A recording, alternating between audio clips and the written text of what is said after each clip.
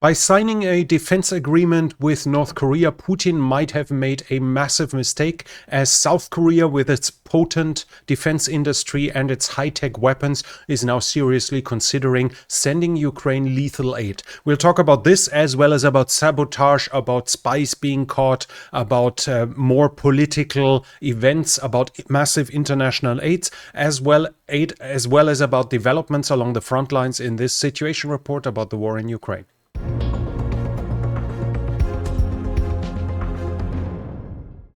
The Ukrainian strikes against the Russian rear areas are continuing. For instance, we see an air defense training center here being hit, showing how it looks after being hit by Ukrainian drones. We have the same here with oil depots, and oil depots are one of the main targets. Basically, daily airstrikes, drone strikes hit Russian oil depots and refineries. A lot of the time, there are visual evidence of hits, explosions that are audible, fires that are visible. And while not all those attacks are successful, they add up. The interesting part here is the volume of the Ukrainian attacks. It seems like the Ukrainians now have more attack drones than the Russians do, even for strategic attacks in the rear areas. As from the 20th to the 21st, for instance, in the night, the Russians reported 70 drones over the Crimean Peninsula alone. The Ukrainians say on the night from the 21st to 22nd, so up to today, the Ukrainians used more than 100 drones. The Russians claim that they destroyed at least 110. Now, obviously, we have no clue how accurate, how close to the truth the Russian claims for destroyed drones are, but it shows the volume of those attacks. The Shahid usage is nowhere close to this in this area. At the same time, when the Ukrainians used those drones, the Russians said 110 were destroyed over the Crimean Peninsula, but 43 more were shot down over Krasnodar.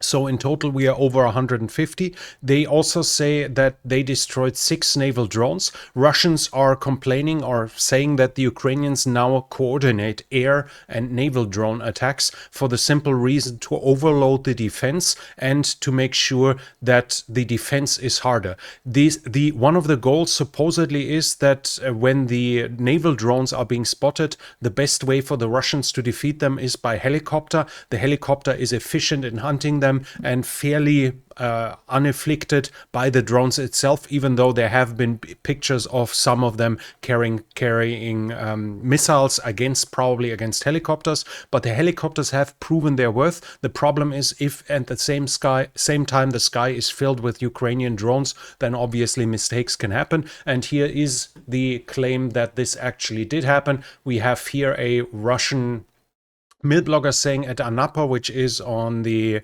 Russian coast of the Black Sea, the Russians shot down a helicopter, and we have fighter bomber confirming it, that one of the Russian Navy's helicopters was shot down. Anapa should be somewhere here. Here. So this is the Ukrainian drone attacks are increasing in size, and they are getting more sophisticated. In this regard, they even managed to shoot down a helicopter, even though indirectly it was a Russian air defense system, misidentifying it and shooting it down. Let's switch to the developments. Oh, we have one more thing. I'm sorry. Russia also has used Caliber cruise missiles from the Azov Sea for the first time. Another sign how they have redeployed their ships. They now were forced by the Ukrainian cruise missile strikes, by the Ukrainian naval drone strikes, to actually send their cruise missile carriers into the Azov Sea, where they have a fairly decent control over the access and thus are capable of keeping the ships safe. Again, obviously, all of this in the context that Ukraine barely has a navy to speak of. They still manage to push the Russians away. On the northern front, the Russians are saying that the Ukrainians' counterattacks are continuing, especially at Lyboke. I cannot confirm that the Ukrainians have had any success here, but we do have some successes in Vovchansk. Here we have 2 geolocalizations, one in the center itself. The Ukrainians have reached this point here, and this is on the map roughly here. So the Ukrainians should control this, and we see here this pocket still on the map.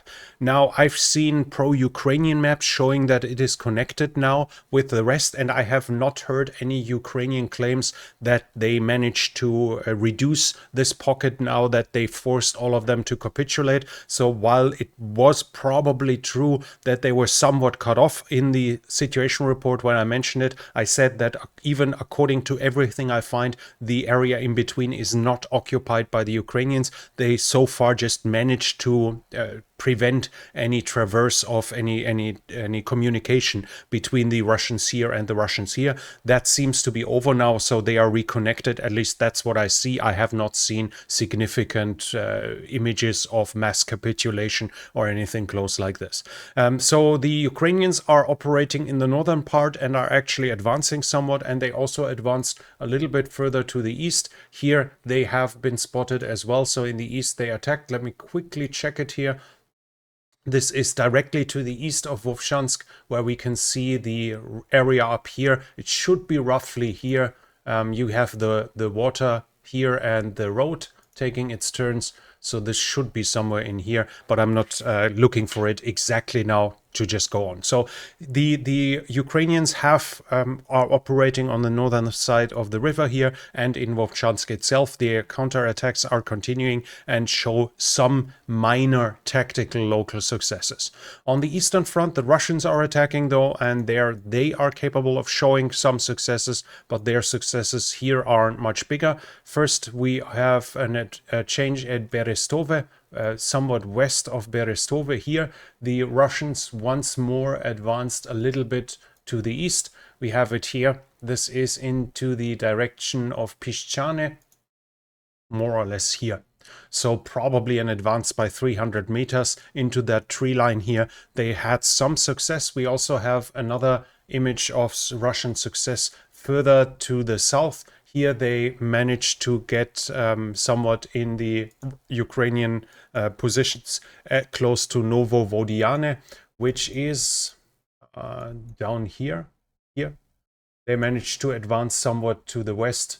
That, as we can see here, you can see the oblast border where it makes the turn, and this is exactly where the position is.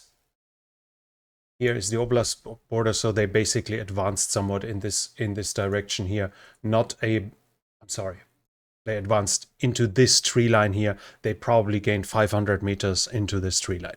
South of the Seversky Donetsk, we have a Ukrainian advance, because that's it for this area here. South of the Seversky Donetsk, we have a Ukrainian advance. Here at Verkhnokamianka, the Ukrainians got a little closer to the oil refinery of Lysychansk. Here, the Ukrainians were spotted at this point, and this should be, I think it's in here, somewhere in this here. So they advanced something further east. Yes, we can see here the tree line going down, and these are the two, and it's basically at the southern tip. So they probably advanced roughly 800 meters or something through that tree line to the east. Again, just a tactical advance, but a Ukrainian advance nonetheless. The Russians have attacked further at Chasiv Yar, and there is a video of a Russian BMP being destroyed at Kamyanka, and here it's being destroyed right there. So again, it seems the Russians are pushing further to the west. In the last situation report, we had them in here in Kamyanka. It seems their attacks were further to the east now. Obviously, this does not mean that the area here is currently under their control.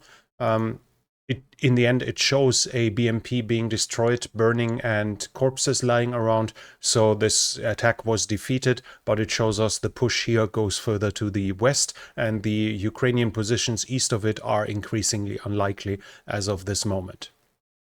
Further south, the development is actually a little more troublesome for the Ukrainians. In the last situation report, I showed you that the Russians managed to advance west of Mayorsk here into the tree lines. Now they have extended their control fairly significant over all this area here.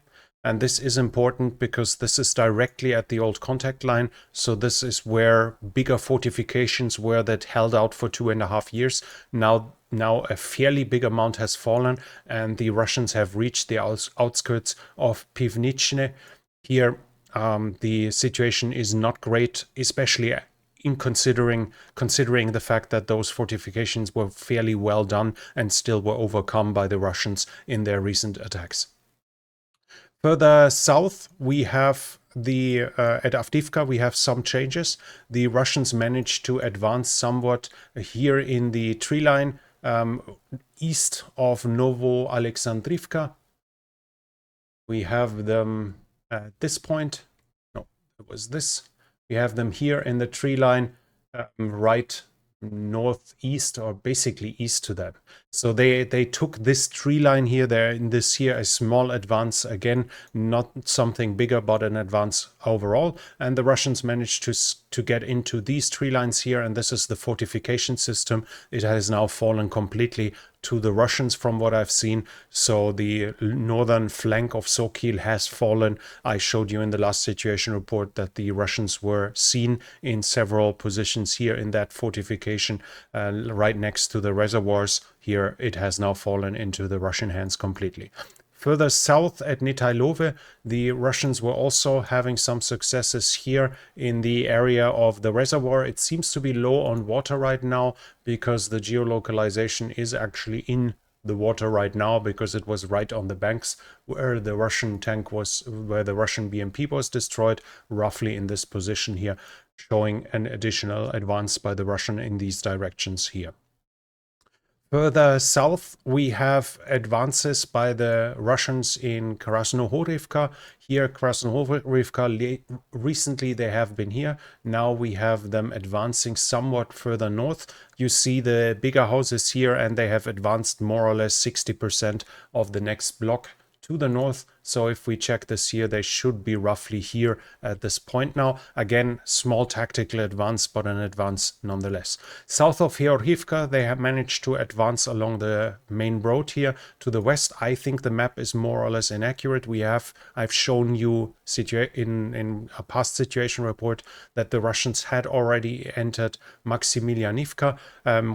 It's unclear how much of it they currently control, but they might have a foothold in here. Still though, we have an advance by them now that is where we have geolocalization, and you see it right. This thing here is easy to recognize, and we have them on the road directly to the east. So this is this. We have them here in the south, and we have them here. So likely those tree lines here all should have fallen by now. From what we see, they should be in Russian hands by now. Further advance to the west by the Russians in these positions here. Further south, a small Russian advance at Solotke that was also being spotted. Here we have the Russians advancing into those trees, the road where it takes the bend, which is here. So let me see, the road takes its bend here, and the Russians have advanced somewhat in this direction here. That was it, because I cannot see any change in territory south of Velika Novosilka, Vulida direction, Orikhiv direction, or at the bridgehead on the Dnipro. No changes that can be seen here. Those were the overall developments. We have general news about it as well. Putin was hinting that he might change the Russian military doctrine in regards to nuclear weapons. Now, this needs to be understood. A doctrine is being formed to allow for training and for acquisition according to what is actually needed. Obviously, if your doctrine says you need a lot of heavy artillery, then you are more likely to develop heavy artillery, then you train to use that, and then you buy a lot. So a nuclear doctrine that is changed might change training and might change acquisition, but in nuclear regards, it obviously is also meant for the international audience. In this regard, if you publicly change your nuclear doctrine, you want to say others, your potential adversaries and your allies, how you're going to use nuclear weapons. This has to be understood that Putin does this to frighten the audience, especially obviously the Western audience, but generally we need to understand that Russia is going to use nuclear weapons the moment they see fit. The moment they think the usage of nuclear weapons is justified not by a doctrine, but by national demand, by simply gaming through the cost and benefit of using them as now. Just because a doctrine says we are going to use nuclear weapons there doesn't automatically mean that they have to be used there. And just because the doctrine doesn't say at this point we are already going to use them doesn't mean they can't use them. So it has to be understood. There are some safeguards in place.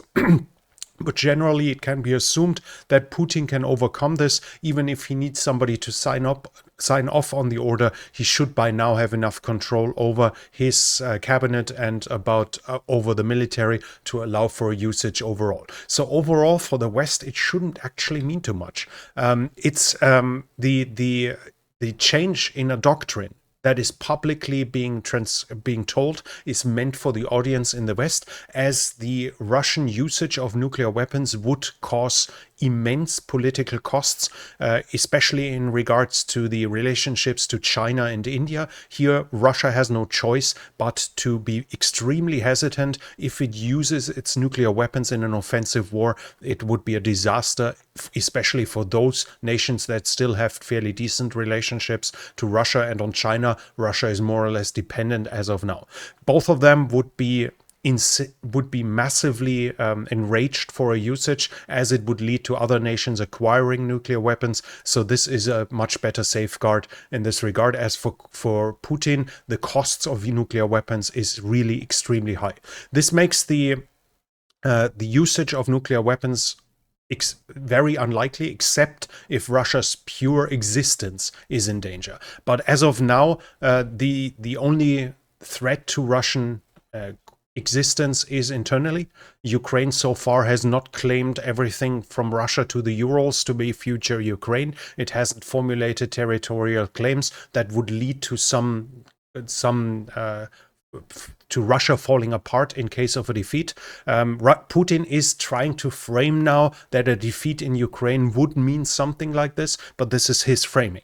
Russia will not cease to exist simply because it has to withdraw from Ukraine, even though he claims this. In general, we have to say that he simply continues to see the possibility that Russia can still be defeated in Ukraine, even though lately the news, or let's say for the past 8 months or so, or almost a year now, the news for Russia have been fairly decent. It still shows that he's still worried about the consequences for his war, that he still considers it's possible that Russia can be defeated. Otherwise, he would not feel the need to change anything in this regard. So we have to understand that him announcing or hinting towards a new nuclear doctrine is meant for us. It's meant to frighten us. It's meant to stop us from allowing Ukraine to achieve victory, which he himself considers to be possible. And he wants to frighten us with the usage of nuclear weapons, with the threat for the usage of nuclear weapons. Also, there were reports that Russia has started using the FAB-3000 as a gliding bomb. That's the heaviest gliding bomb the Russians would have now. We know that they were in construction, that the Russians were working on turning them into gliding bombs, and there was a video being published which supposedly showed the usage, but a well-informed Twitter account looked at the pictures, and I've seen several of them, and here we have an illustration of the attack that very likely it was not an FAB-3000. Now, it's possible that the Russians will use it fairly soon, but in this case it probably wasn't, because the damage done was far too low. We see the circles here. If you've seen the video, unfortunately I can't show it to you because YouTube. You find it in the Telegram channel that is in the description, but the damage here it is, but I'm not going to show it to you. The damage would be massively greater in case it was actually done. We see illustrations here how big the crater would have been, etc. So some estimates are actually that it might still have been an FAB 500 that was just declared to be an FAB 3000 for whatever reason.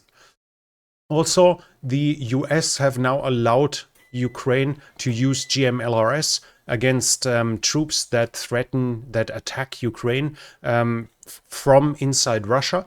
Some claims there are some Ukrainian claims that it is within a 100-kilometer range. This was not confirmed by the US, but generally it's understood that the Ukrainian troops are allowed to shoot at something that shoots at them, but not They are not allowed to use US longer range weapons like the GMLRS or the ATACMS against, for instance, barracks, against railroads, against bridges, something like this is still off limits by the US. Then there's the claim. We have here Kiev Independent saying that the ferry connection between Ukraine and Georgia is being restarted. So supposedly there's going to be a ferry going this way fairly soon, passing Crimea, going through the Black Sea where the Russian Black Sea fleet is supposed to dominate. Now, this might be very risky. This might be too risky, but we've seen so far how the Ukrainian grain corridor, how well it worked, and Ukraine now seems confident enough that they actually will start ferry shipment. Obviously, the ferry, if it's used with civilians only, I don't see any justification of Russia to stop it, to sink it, to confiscate it or anything like this. Should it be of military usage, then the situation might be somewhat different. But Ukraine is now confident enough that they will actually, according to their own claims, use ships right in front of the Russian occupied territory, passing Russian territory itself from Ukraine to a neighboring country of Russia. Then we have partisan sabotage, etc. We have some things. There are first reports now about GPS jamming over the northern Atlantic that has caused problems to civil aviation. So the Russian GPS jamming seems to be extended, seems to go further. Now it's even in the northern Atlantic and causing problems for civilian flights. And we have from Germany, we have the news that that a foreign intelligence agency has told Germany that the fire that was started, that was burning a Deal Metall in Berlin, was a Russian attack. This is kind of weird though, because Deal Metall, where it burned, has nothing to do with Deal Defense.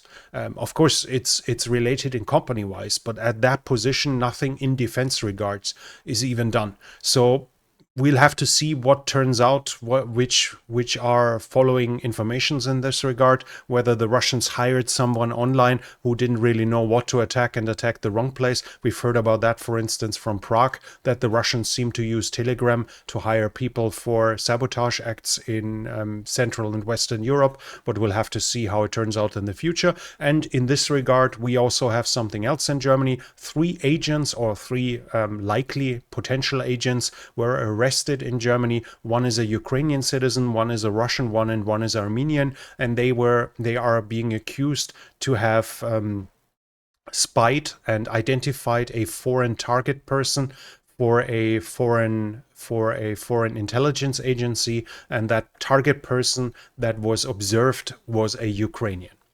And we have political sphere. We also have more. Putin has signed basically a defense agreement with North Korea, and was mentioning technological aid for North Korea.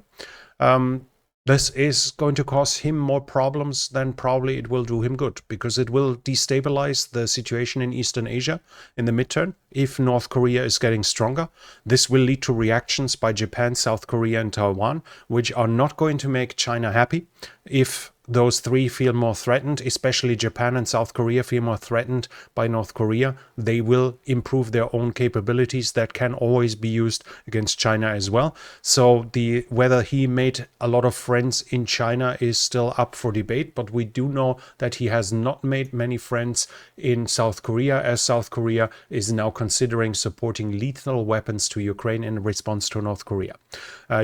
South Korea so far has only indirectly supported Ukraine by giving the US shells so they could deliver their own shells. They have sent money and they've sent non-lethal aid, but South Korea's defense industry might be the most potent after the United States, especially in output currently. And so far, nothing of it had arrived in Ukraine, as South Korea didn't want to anger Russia and cause some retribution in regards to North Korea. And with it now having started, nothing has to hold South Korea back, as Russia is obviously willing to help North Korea to change the overall balance. Right now, the talk is about ATGMs. anti-tank guided missiles, 105 and 155 shells. Whether the 105s are for tanks or for artillery pieces is unclear, maybe both. And the debate is about air defense.